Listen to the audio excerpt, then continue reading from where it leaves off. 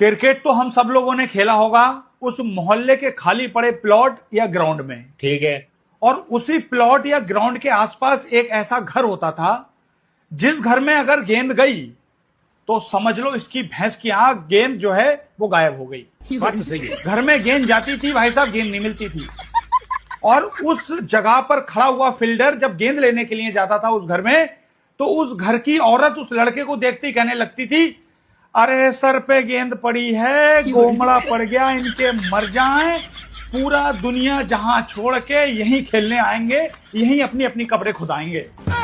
तो जो लड़का गेंद लेने जाता था वो उस औरत की गाली सुन के भाई साहब ऐसा भागता था वहां से, कहीं ऐसा तो नहीं कि गेंद ज्यादा ही जोर से लग गई।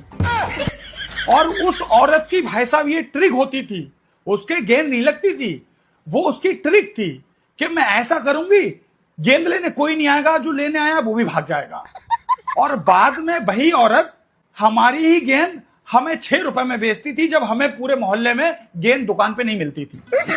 और कभी कभी तो भाई साहब मजबूरी में उस घर के एक बच्चे को क्रिकेट में खिलाना पड़ता था कि गेंद जाएगी तो ये ले आएगा। बात तो सही है। लेकिन भाई साहब वो लड़का भी बड़ा शातिर होता था, दुआएं मांगता था मेरे घर में गेंद जाए, और गेंद चली जाती थी तो घर में जाता था और लौट आता था और हमसे कहता था, यार पापा बहुत नाराज हो रहे हैं, छोटा वाला भैया बाल बाल बचा है, उसके सीने पे पड़ती गेंद, पापा बहुत गाली दे रहे हैं।